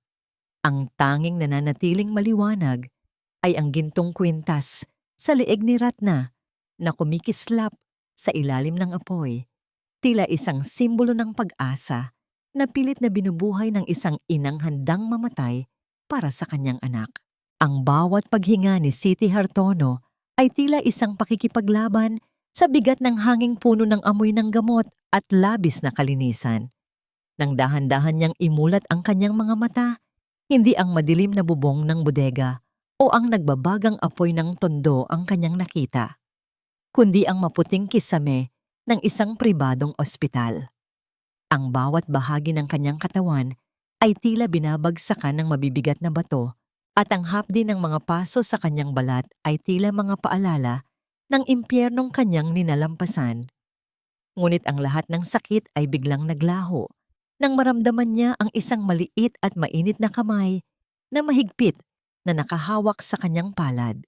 Sa gilid ng kanyang higaan, nakaupo si Ratna na ang mga mata ay namumula at puno ng tuyong luha. Sa tabi ng bata ay nakatayo si Nanang Budi na sa kabila ng mga pasa sa muka ay nagpakita ng isang matatag na ngiti. Ang katahimikan sa loob ng silid ay naputol ng mabulol ang tinig ni Ratna sa sobrang kagalakan. "Nanay, salamat sa Diyos, nagising ka na." Bulong ng bata, ang kanyang boses ay nanginginig sa pagitan ng hikbi at ngiti. Sa unang pagkakataon, ang salitang nanay ay lumabas sa mga labi ni Ratna nang walang pag-aalinlangan. Tila isang lunas na tuluyang nagpahilom sa pinakamalalim na sugat sa puso ni Siti. Ngunit hindi nagtagal ang kanilang payapang sandali. Ang pansin ni Siti ay nakuha ng malaking telebisyon sa dingding. Ang balita ay tungkol sa Hartono, Group of Companies. Ngayong araw, sa loob lamang ng ilang oras, ay formal nang itatalaga ng Board of Directors si Doña Mariana bilang bagong chairperson at CEO, kapalit ng yumaong si Siti Hartono. Isang matinding apoy na mas malakas pa sa sunog sa tondo ang biglang nag-alab sa loob ni Siti. Ang leon ay hindi pa patay. Ito ay nagpahinga lamang upang maghanda sa kanyang muling pagngangalit. Sa loob ng marangyang boardroom ng Hartono Tower, ang hangin ay puno ng amoy ng mamahaling kape at pagkukunwari. Nakasuot ng itim na bestida si Doña Mariana, pilit na nagpapahid ng huwad na luha sa kanyang mga mata habang nakaharap sa mga investors. Sa tabi niya ay si Rendra na may mapanuyang ng ngiti habang tinitingnan ang mga dokumentong magbibigay sa kanila ng ganap na kapangyarihan. Sa pagkawala ng ating mahal na si Siti, kailangang magpatuloy ang ating mga proyekto. The condominium in Tondo will proceed as planned, erasing the eyesore that is the slum area. Ang deklarasyon ni Mariana, ang kanyang boses, ay puno ng awtoridad na tila ba hawak na niya ang buong mundo. Itataas na sana ng mga miyembro ng board ang kanilang mga kamay para sa formal na botohan nang biglang bumukas ang dambuhalang pinto ng boardroom. Ang tunog ng pagtama ng pinto sa dingding ay tila isang babala na bumasag sa katahimikan. Isang babae ang pumasok. Madungis pa rin ang bahagi ng kanyang buhok, may mga benda sa braso, at nakasuot lamang ng isang simpleng blusa na hiram sa ospital. Ngunit ang kanyang tindig ay kasing tatag ng isang bundok. Nanigas ang buong silid. Nalaglag ang hawak na panulat ni Mariana at ang kanyang muka ay nawalan ng kulay. Tila nakakita ng isang multong naglalakad sa tanghali. Si Siti Hartono ay nakatayo sa bukana at sa kanyang tabi ay ang batang si Ratna na nakasuot ng malinis na damit at may hawak na isang tablet. The board meeting is adjourned. The real chairperson has arrived. Ang malamig at makapangyarihang tinig ni Siti na umalingaw-ngaw sa bawat sulok ng silid. Hindi binigyan ni Siti ng pagkakataon na makapagsalita si Mariana. Sa isang senyas niya kay Ratna, ipinakita sa malaking screen ng boardroom ang video na kinuha ng mga bata sa tondo. Ang malinaw na mukha ng mga tauhan ni Rendra na nagsasaboy ng gasol at nagsisimula ng sunog. Kasunod nito ay ang mga dokumento mula sa baul ni Mariana na nagpapatunay ng panlilinlang sa pagkamatay ng kanyang anak. I am not a ghost, Mariana. I am your worst nightmare come to life. Dagdag ni Siti habang dahan-dahang lumalapit sa kanyang dating upuan sa dulo ng lamesa. Ang bawat hakbang niya ay tila isang hatol ng kamatayan para sa ambisyon ni Mariana. Ngunit sa gitna ng matinding takot, isang nakakangilong tawa ang biglang lumabas sa mga labi ni Mariana. Tumayo ang matanda, ang kanyang mga mata ay naniningkit sa puot habang nakaturo kay Siti. You think you won? Wala kang ebidensya na ako ang nagpakuha sa bata, 13 taon na ang nakalipas. Ang videong iyan ay pwedeng gawa-gawa lang ng mga batang lansangan. At ikaw? Ikaw ay isang baliw na ina na nagnanakaw ng bata sa tondo para palitan ang anak mong matagal nang bulok sa lupa. Ang huling linyang iyon ay tila isang lason na muling sumubok sa katatagan ni Siti.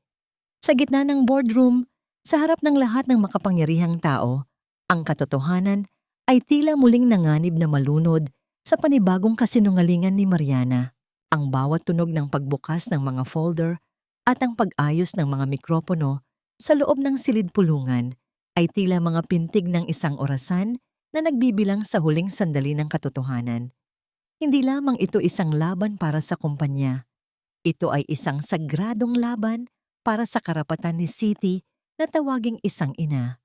Sa kabila ng marangyang paligid ng korte, ang hangin ay mabigat at puno ng tensyon kung saan ang bawat panig ay handang pumatay sa dangal ng isa't isa. Nakatayo si Doña Mariana sa harap ng hukom. Ang kanyang mukha ay puno ng matinding kumpiyansa. Your Honor, matagal nang nawala sa katinuan si Siti Hartono. Dahil sa labis na pagdadalamhati, gumawa siya ng sariling kwento upang mapunan ang kawalan sa kanyang puso. Ang batang iyan, itinuro niya si Ratna nang may pandidiri, ay kinuha lamang niya sa kalsada upang magsilbing anino ng pangarap niyang hindi natupad. Ako ang nag-alaga kay Siti. Ako ang naging sandalan niya. At ito ba ang isusukli niya sa akin? Hindi kumikibo si Siti.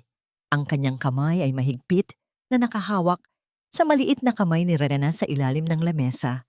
Nararamdaman niya ang panginginig ng bata. Ngunit sa bawat pisil ni Siti, tila nagbibigay siya ng isang tahimik na pangako na hinding-hindi na niya ito hahayaang muling masaktan. Tumatawag po kami ng isang saksi. Ang mahinahong pahayag ng abogado ni Siti. Dahan-dahang pumasok si Nanang Budi sa loob ng silid. Ang kanyang bawat hakbang sa makinis na sahig ay tila nagdadala ng bigat ng 13 taong lihim. Inilahad ng matanda ang kanyang mga natuklasan bilang dating pulis, ang mga logbook ng ospital na sadyang binura, ang mga nurse na binayaran upang manahimik, at ang gabing nakita niya ang isang mamahaling sasakyan na nag-iwan ng isang sanggol sa gilid ng tambakan ng basura. Nakita ko ang plaka ng sasakyan na yon at nakita ko ang mukha ng babaeng nag-utos na itapon ng bata na parang basura. Ang matatag na pahayag ni Nanang Budi, habang ang kanyang mga mata ay diretso nakatingin kay Mariana. At ang babaeng iyon ay narito sa loob ng silid na ito. Isang nakakangilong katahimikan ang namayani ng ilabas ng hukom, ang isang puting sobre na naglalaman ng resulta ng DNA test. Ang bawat pagpunit sa gilid ng sobre ay tila isang tunog na humihiwa sa hininga ni Siti. Ang kanyang puso ay tumitibok ng mabilis, tila isang tambol na naghahanda para sa isang malaking anunsyo. The results are conclusive, ang pahayag ng hukom habang binabasa ang mga numero sa papel. 99.9% probability of maternity. Si Ratna ay ang nawawalang anak ni Siti Hartono. Isang malakas na pagsabog ng emosyon ang hindi na napigilan ni Siti. Ang kanyang mga luha ay tuluyan ng bumuhos, hindi dahil sa sakit, kundi dahil sa isang ligaya na tila ngayon lamang naging ganap. Sabay na naghawak ng kamay sina Siti at Ratna, ang kanilang mga daliri ay naglapat sa unang pagkakataon bilang opisyal na mag-ina sa mata ng batas. Ang golden moment na ito ay tila isang anghel na bumaba sa gitna ng magulong silid, nagbibigay ng liwanag sa isang pamilyang matagal na pinagkaitan ng katarungan. Ngunit sa gitna ng kanilang pagyakap, isang malakas na paghampas ng kamay ni Rendra sa lamesa ang nagpalingon sa lahat. Ang kanyang mukha ay hindi kakikitaan ng pagkatalo, kundi ng isang mas malalim at mas mapanganib na plano. Congratulations on finding your daughter, Siti. But don't celebrate too soon. Ang mapanuyang boses ni Rendra na umalingaw-ngaw sa paligid. Naglabas siya ng isa pang makapal na folder at itinapon ito sa harap ng hukom. Mayroon akong mga dokumento rito na nagpapatunay na nagnakaw ka ng mahigit 500 milyong piso mula sa kaban ng Hartono Group upang pondohan ang iyong baliw na paghahanap sa anak mo. At ang proyektong Tondo, ginamit mo ang mga bata roon upang itago ang iyong mga ilegal na transaksyon. Ang bawat salita ni Rendra ay tila isang panibagong tanikala na pilit na iginagapos si Siti sa gitna ng kanyang tagumpay. Nanliit ang mga mata ni Siti habang tinititigan ang mga pekeng dokumento na tila ba ang bawat letra roon ay gawa sa lason. Sa sandaling iyon, ang kanyang tagumpay bilang ina ay tila pilit na nilalamon ng isang malaking kasalanang hindi niya kailanman ginawa. Mapoprotektahan ba ni Siti ang kanyang anak? Kung ang kanyang sariling kalayaan ay muling nakataya sa ilalim ng mga bagong kasinungalingan ni Narendra at Mariana. Masyado kang kampante sa iyong mga pekeng dokumento, Rendra. Ngunit nakalimutan mo ang isang bagay. Ang mundong ito ay hindi na lamang pinapatakbo ng mga papel, na kaya mong sulatan ng kasinungalingan. Ang tinig ni Siti Hartono ay hindi na nanginginig sa takot. Sa halip, ito ay puno ng isang uri ng lamig na tila ba ang bawat salita ay isang dulo ng yelo na tumatama sa mukha ni Narendra at Mariana. Sa loob ng silid-pulungan, dahan-dahang itinaas ni Siti ang kanyang sariling cellphone at sa isang hudyat niya, ang lahat ng screen sa loob ng korte, maging ang mga telebisyon sa labas ng gusali na nagbabalita ng live, ay biglang nagbago ang palabas. Ang mga bata sa tondo na pinamumunuan ng mga kaibigan ni Ratna ay hindi lamang nanood sa sunog. Sila ay mga munting mata sa dilim na may hawak na mga lumang smartphone, kumukuha ng mga video na mas malinaw pa sa anumang ebidensya. Sa screen, lumitaw ang mukha ni Ramil habang malinaw na tinatanggap ang isang makapal na sobre ng pera mula kay Rendra. Kasunod ang aktwal na pagbuhos ng gaas sa mga barong-barong habang maririnig ang boses ni Mariana sa isang recorded na tawag. Ubusin niyo ang lahat. Huwag kayong mag-iiwan ng buhay. Isang matinding bulungan na tila isang dambuhalang alon ang bumalot sa buong silid. Ang bawat tao na naroon, mula sa mga investors hanggang sa mga simpleng tagapanood, ay nakakita sa katotohanang mas madumi pa sa putik ng tondo. Ang mukha ni Mariana ay unti-unting nawalan ng kulay, naging kasing puti ng pader, habang ang kanyang nanginginig na mga kamay ay pilit na itinatago ang kanyang mukha mula sa mga kumikislap na ilaw ng mga kamera ng media. Hindi iyan totoo. Gawa-gawa lang yan ng mga batang lansangan na binayaran mo. Ang desperadong sigaw ni Mariana, ngunit ang kanyang boses ay tila isang piping tinig sa gitna ng malakas na bagyo. Hindi nagtagal. Ang tunog ng mabibigat na hakbang ng mga sapatos ng mga pulis sa makinis na sahig ay bumasag sa kaguluhan. Pumasok ang isang pangkat ng mga awtoridad. Bit-bit ang mga warrant of arrest na hindi na kayang takasan ng kahit anong yaman. Nang hawakan ng isang pulis ang braso ni Mariana upang pusasan ito, isang hindi inaasahang pangyayari ang naganap. Dahil sa taranta at pagpupumiglas ng matanda, ang kanyang dambuhalang kwintas na gawa sa mga pambihirang perlas ay biglang naputol. Ang tunog ng bawat perlas na bumabagsak at tumatalbog sa matigas na sahig ay tila mga butil ng ulan sa gitna ng katahimikan. Ang bawat puting bato ay nagkalat, gumugulong sa ilalim ng mga upuan, tila ba sumisimbolo sa pagkawasak ng kanyang huwad na dangal at mga pangarap na itinayo sa kasinungalingan. Sa unang pagkakataon, ang tinitingalang Doña Mariana ay nakaluhod sa sahig, pilit na pinupulot ang kanyang mga perlas habang kinakaladkad siya ng mga pulis patungo sa labas ng silid. Karma ay hindi natutulog, Mariana. Minsan, ito ay dumarating sa paraang hindi mo inaasahan, sa pamamagitan ng mga taong minaliit mo. Ang huling hirit ni Siti habang pinapanood ang pagbagsak ng kanyang kaaway.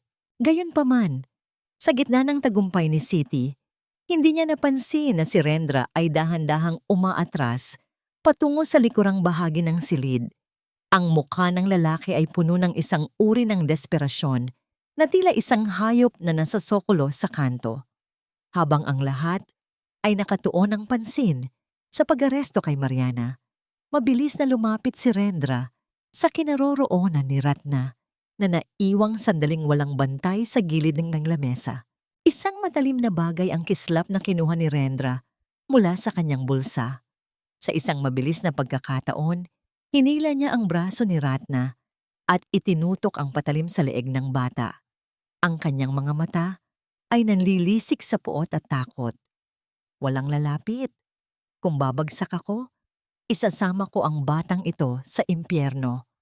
Ang nagngangalit na sigaw ni Rendra na nagpatigil sa tibok ng puso ng lahat ng naroon. Nanigas ang buong pagkatao ni Siti. Ang ligaya ng kanyang tagumpay ay biglang napalitan ng isang matinding takot na tila isang malamig na kamay na sumasakal sa kanyang leeg. Ang kanyang anak, ang kanyang langit, ay muling nasa panganib sa huling pagkakataon. Mapoprotektahan ba ni City ang kanyang anak mula sa huling hagupit ng isang taong wala nang natitirang mawawala? O ang tagumpay niya ay magiging isang madugong trahedya? Ang bawat pintig ng puso ni City Hartono ay tila isang dambuhalang tambol na nagbababala ng kamatayan sa gitna ng nakakangilong katahimikan ng silid-pulungan. Ang kislap ng patalim na nakadikit sa manipis na leeg ni Ratna ay tila isang malupit na kidlat na tumitigpas sa bawat hibla ng kanyang pag-asa. Nararamdaman ni City ang panunuyo ng kanyang lalamunan at ang bawat hangin na kanyang nilalanghap ay tila may kasamang bubog na sumusugat sa kanyang dibdib. Rendra, please, bitawan mo ang anak ko. Kunin mo na ang lahat, ang pera, ang kumpanya. Huwag mo lang siyang sasaktan. Ang pagsusumamo ni City, ang kanyang boses, ay basag at puno ng desperasyon na tila isang inang handang lumuhod sa harap ng dyablo. Ang mga mata ni Rendra ay nanlilisik, puno ng dugo, at kawalan ng katinuan, habang ang kanyang nanginginig na kamay ay mas lalong idinidikit ang bakal sa balat ng bata. Ngunit sa gitna ng panganib, si Ratna ay hindi sumigaw. Ang bata ay nakatitig lamang sa kanyang ina. Ang kanyang mga mata ay puno ng isang uri ng katapangan na tila labis para sa kanyang murang edad. Sa isang mabilis na pagkakataon, nang bahagyang lumuwag ang hawak ni Rendra dahil sa paglapit ng mga pulis, mabilis na kinagat ni Ratna ang braso ng lalaki at malakas na itinulak ang sarili palayo. Ang tunog ng mabilis na pag-atake ng mga awtoridad at ang pagbagsak ng katawan ni Rendra sa matigas na sahig ay tila isang formal na pagtatapos ng isang madilim na kabanata. Mabilis na sinalubong ni City si Ratna. Niyakap ito ng ganoon na lamang kahigpit na tila ba natatakot siyang muli itong maglaho sa kanyang mga bisig. Ang bawat hikbi ng mag-ina ay tila mga panalangin ng pasasalamat na umalingaw-ngaw sa bawat sulok ng korte.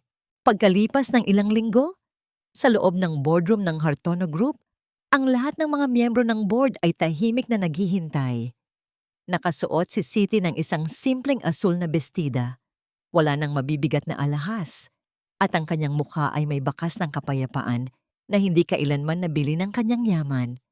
Sa kanyang tabi ay nakaupo si Nanang Budi na ngayon ay maayos na ang bihis bilang bagong consultant para sa social responsibility ng kumpanya. Pinatawag ko kayong lahat dahil meron akong mahalagang anunsyo. Ang mahinahong pahayag ni City. Ang kanyang boses ay matatag, wala nang bahid ng lamig o pagmamataas. The luxury condominium project in Tondo is officially cancelled. Hindi tayo magtatayo ng mga pader na naghihiwalay sa mayaman at mahirap. Sa halip, ang lupang iyon ay gagawin nating Ratna's Have, isang komunidad na may disenteng pabahay, paaralan at sentro para sa mga batang lansangan. Isang bulungan ng pagkamangha ang narinig mula sa mga investors, ngunit hindi na ito pinansin ni City. Kinuha niya ang panulat na iniregalo sa kanya ni Ratna, isang simpleng ballpen na binili sa bangketa, at dahan-dahang nilagdaan ang cancellation order. Ang bawat hagod ng tinta sa papel ay tila isang pagpirma sa kanyang bagong buhay. Bago matapos ang araw, dinalaw ni City si Mariana sa loob ng selda. Ang dati ay makapangyarihang donya ay nakaupo na ngayon sa isang malamig na sementong upuan, suot ang kulay kahel na uniforme ng bilanggo. Wala na ang kanyang mga perlas, wala na ang kanyang seda, at ang kanyang mukha ay tila naging isang tuyong lupa na pinabayaan ng panahon. Naparito ka ba para pagtawanan ako, City? Ang mapait na tanong ni Mariana. Ang kanyang boses ay tila isang kalawang na bakal. Naparito ako para ibigay sa iyo ang isang bagay na hindi ko akalaing kaya ko pang ibigay. Tugon ni City habang nakatitig sa mga mata ng kaibigang nagtaksil sa kanya. I forgive you, Mariana. Pinatatawad kita hindi dahil karapat-dapat ka, kundi dahil ayaw ko nang dalhin ang bigat ng puot mo sa puso ko. Pero ang katarungan ay mananatili. Karma is the price you pay for the soul you lost. Tinalikuran ni Siti ang selda. Iniwan ng isang babaeng ngayon ay ganap ng mag-isa sa gitna ng kanyang mga kasalanan. Sa labas ng kulungan, ang sikat ng araw ay tila isang mainit na yakap na sumalubong kay Siti. Nakita niya si Ratna na naghihintay sa kanya sa loob ng sasakyan. May hawak na isang maliit na sobre. "Nanay, may ibinigay po ang guro ko kanina," sabi ni Ratna nang makapasok si Siti. Ang bata ay may malapad na ngiti habang ipinapakita ang isang liham. "Gusto ko na pong bumalik sa paaralan. Gusto ko pong maging isang guro balang araw para matulungan ko rin ang mga batang katulad ko noon." Ang mga mata ni Siti ay muling nangilid sa luha ng kaligayahan. Hinawakan niya ang kamay ng kanyang anak at dahan-dahang isinandal ang kanyang ulo sa balikat nito. Ang bawat segundo ng kanilang pagsasama ay tila isang himala na muling nabuhay. Ang sugat ng kahapon ay nananatili pa ring peklat. Ngunit ang peklat na yon ang siyang nagpapatunay na sila ay nagtagumpay laban sa lahat ng unos. Mapapanatili kaya ni Siti ang kapayapaang ito sa gitna ng mundong puno pa rin ng mapanuring mga mata, o mayroon pang natitirang lihim ang nakaraan na hindi pa tuluyang nahuhukay? 1 taon ang mabilis na lumipas at ang takip silim sa tondo ay hindi na kasing dilim ng dati. Ang dating amoy ng nabulok na basura at luma na imburnal ay dahan-dahan nang natatalo ng bango ng mga sariwang sampagita na nakatanim sa bawat gilid ng kalsada ng Ratna's Haven. Ang mga barong-barong na gawa sa tagpi-tagping yero ay napalitan na ng mga malilinis at makukulay na gusaling sapat ang puwang para sa bawat pamilyang nangarap lamang noon na hindi mabasa ng ulan. Nakatayo si Siti Hartono sa balkonahe ng kanyang bagong opisina sa loob mismo ng komunidad. Wala na siyang suot na mamahaling perlas o matatulis na sapatos na sumasagisag sa kanyang kapangyarihan. Sa halip, suot niya ang isang simpleng puting blusa at ang kanyang buhok ay malayang hinahayaan ng hangin na laruin ang bawat hibla nito. Pinapanood niya ang mga bata sa ibaba na nagtatakbuhan. Ang himig ng kanilang mga boses na puno ng galak ay tila isang musikang mas masarap pakinggan kaysa sa anumang ulat ng kumpanya tungkol sa kita. Sa di kalayuan, nakita niya si Nanang Budi na nakaupo sa ilalim ng isang malaking puno ng akasya. Tinuturuan ng ilang mga batang lalaki kung paano ang tamang pag-aayos ng mga sirang gamit. Ang matanda ay tila nabawasan ng maraming taon sa kanyang mukha at ang bawat ngiti niya ay nagpapakita ng isang pusong nahanap na ang kanyang huling hantungan sa paglilingkod. Ang katahimikan ng pagmumuni-muni ni Siti ay dahan-dahang naputol nang marinig niya ang tunog ng pagbukas ng pinto sa kanyang likuran. Pumasok si Ratna, na ngayon ay mas matangkad na at may dalang mga aklat sa kanyang bisig. Nakasuot ang bata ng kanyang uniforme sa paaralan at ang bawat kilos nito ay nagpapakita ng isang bagong tuklas na tiwala sa sarili. "Mama, nandito na po ako," sabi po ni Nanang Budi. Handa na raw po ang hapunan sa baba. Ang masayang bati ni Ratna. Ang salitang mama ay lumabas sa kanyang mga labi ng kasing natural ng paghinga. Wala nang bakas ng takot, wala nang bakas ng pag-aalinlangan. Lumapit si Siti at dahan-dahang hinawakan ang mukha ng kanyang anak. Kinuha niya ang isang maliit at lumang kahon mula sa kanyang lamesa, ang kahon na binanggit niya noong nakaraang taon. Nang buksan ito ni Ratna, nakita niya ang isang luma at kupas na larawan. Ito ang tanging larawan ni Siti noong siya ay bata pa, bago siya naging makapangyarihan, bago siya naging matigas sa mundo. "Ibinibigay ko ito sa iyo, Ratna, upang hindi mo kalimutan kung saan tayo nagmula," bulong ni Siti. Ang boses ay puno ng emosyon.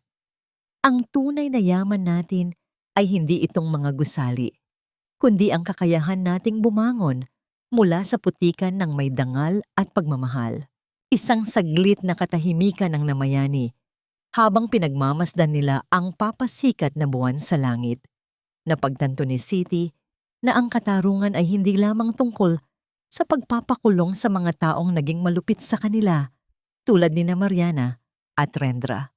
Ang tunay na katarungan ay ang pagkakaroon ng pagkakataong mabuhay ng payapa, na walang takot na bukas ay mawawala muli ang lahat. Napatawad na ba ni Siti ang nakaraan? Sa bawat gabi na nakakatulog siyang yakap ang kanyang anak, ang sagot ay oo. Ang puot ay tila mga alikabok na dahan-dahang hinugasan ng ulan. Nakahanap na ba sila ng kapayapaan? Sa bawat ngiti ni Ratna at sa bawat pamilyang nabigyan nila ng bagong simula, ang binyen ay hindi na lamang isang pangarap, kundi isang katotohanang kanilang nilalakaran araw-araw. Ang mahalagang aral na iniwan ng kanilang kwento sa bawat nakikinig ay ang katotohanang ang pag-ibig ay hindi lamang tungkol sa pagbibigay ng materyal na bagay. Ang pag-ibig ay ang lakas na bumaba sa pinakamababang bahagi ng lipunan upang itayo ang mga taong nadapa. Ang diwa ng isang pamilya ay hindi nasusukat sa ginto, kundi sa higpit ng hawak sa kamay, sa gitna ng bagyo, at sa tamis ng pagsasama sa ilalim ng payapang langit. Tara na po, Mama. Gutom na po ako.